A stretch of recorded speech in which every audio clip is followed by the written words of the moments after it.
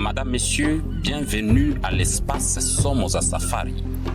Ce programme traite des thématiques d'ordre de la pensée et de l'esprit dans l'objectif d'inviter l'être humain que vous êtes à se défaire des illusions et à s'éduquer aux pensées correspondant à l'essence de l'humanité.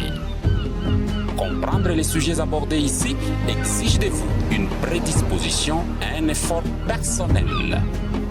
Cette approche peut vous sembler étrange, nous le reconnaissons, car vous êtes habitué à rechercher les justifications de vos actions au travers des autres. Vous agissez ou pensez de cette manière-ci parce que tout le monde le fait ou le pense ainsi autour de vous, ou encore parce que vous avez peur d'être marginalisé.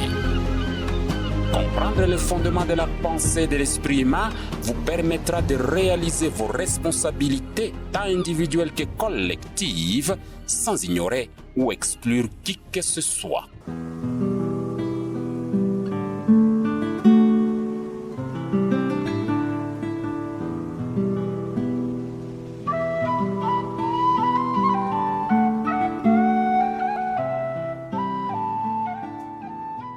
Somoza Safari.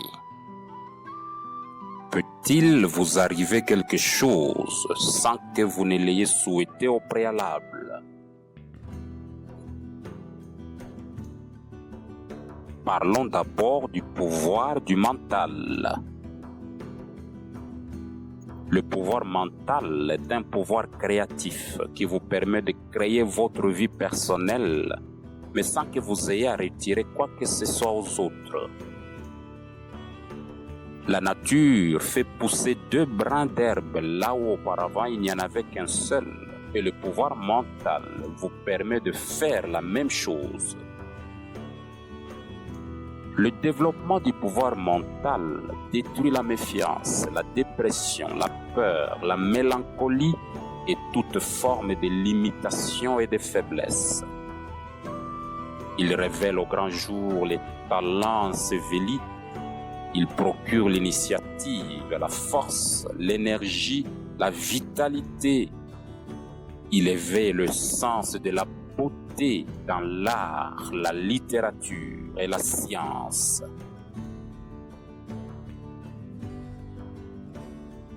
Dans tous les domaines de l'existence, la vérité est que posséder attire plus de possessions et que perdre entraîne une perte encore plus grande. L'esprit est créatif et nos conditions de vie, notre environnement et toutes nos expériences sont les résultats de notre attitude mentale habituelle et prédominante. Notre attitude en tant qu'esprit est la résultante de ce que nous pensons. Par conséquent, le creuset de tout pouvoir, de tout accomplissement et de tout ce que nous possédons dépend de notre manière de penser. Si vous vous sentez encore heureux ou malheureux après avoir comparé votre vie actuelle à celle d'une autre personne, alors vous avez une pensée médiocre et conflictuelle.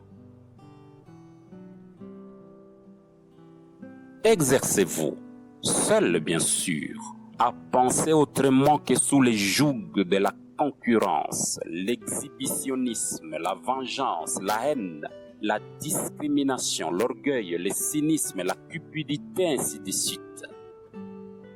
Fournissez un effort pour transcender ces paralysants psychologiques et vous verrez.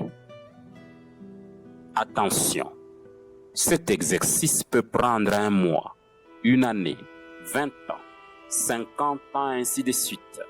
Tout dépendra de vous. Il en est ainsi parce que nous devons être pour pouvoir faire.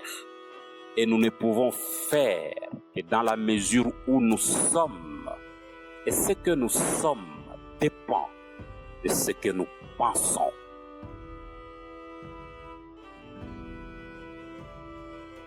Qu'en est-il alors des miracles? Ces merveilleux événements qui se réalisent souvent dans nos vies à toutes et à tous. événements déclencheurs de joie, de réconfort, nous faisant oublier qu'en fait, nous en sommes des créateurs. Au-delà de notre personne physique, au-delà de nos pensées et de nos émotions, réside à l'intérieur de nous un domaine d'énorme potentiel. À partir de ces lieux, tout est possible, même les miracles, en particulier les miracles. Cette partie de nous-mêmes est entremêlée à tout ce qui existe et à tout ce qui doit venir à l'existence.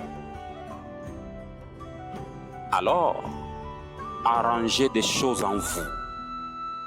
Réduisez vos embrouilles, tant intellectuelles, mentales que psychologiques. Acceptez la vie, votre vie, avec tous les possibles inimaginables, et vous réaliserez des miracles. Des rencontres vont se réaliser, des circonstances vont se coïncider, des événements vont se produire, des plaidoyers et des jurys vont coaliser, ainsi de suite. Dirait-on que c'est par la grâce divine, communément entendue comme gratis, ou que vous ne l'avez pas mérité?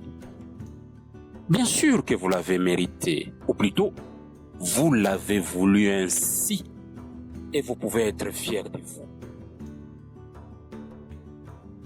Attention tout de même à ne pas trop danser sur ce terrain étroit, vous imaginant possesseur de privilèges divins, car vous risquez de tomber, ce qui arrivera sûrement si vous ignorez cette alerte de l'orateur, et vous serez là encore responsable de vos blessures.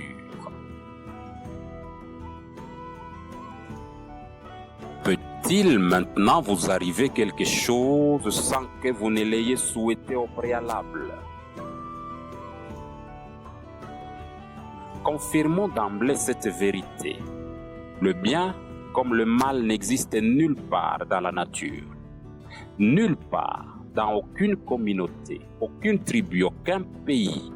Et pour aller plus loin, de déduction en déduction, le ciel et l'enfer n'ont jamais existé nulle part. Libre à vous, madame, messieurs, de créer et garder pour vous votre ciel ou votre enfer. L'orateur se réjouirait si au moins vous créiez votre ciel au lieu de trimballer un enfer dans vos idées, paroles et actes. Ne vous méprenez pas. L'orateur sait que vous existez. Vous qui, à l'extérieur, parlez de paix alors que votre business se développe grâce à la guerre. Pour vous, la guerre et les conflits sont votre raison d'exister. Vous qui, de l'extérieur, prônez la chasteté, la sobriété, tout en promouvant et finançant tout ce qui est de la perversion, la drogue. L'orateur sait que vous existez. Bien sûr que vos millions de fanatiques ignorent vos vraies intentions et actions, célébrant l'image que vous leur vendez depuis des siècles. Contrairement à vos millions de serviteurs qui se plaignent sans cesse de leur situation, implorant un sauveur ou des pseudo-solutions que vous leur avez fabriquées au fil des temps, vous au moins êtes conscient du monde que vous avez créé. Cette thématique ne vous est donc pas étrangère, et c'est tant mieux.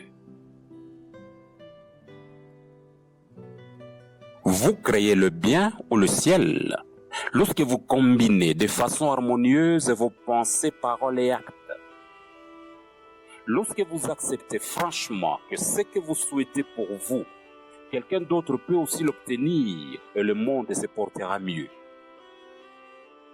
La nature, ou si vous voulez, Dieu, ne serait-elle pas injuste si elle ne réalisait pas ce que vous demandez? Et si ce que vous demandez pour vous, vous pouvez également le demander à toute l'humanité et espérer que le monde se porte de mieux en mieux, alors vous créez le bien. Sinon, vous créez le mal.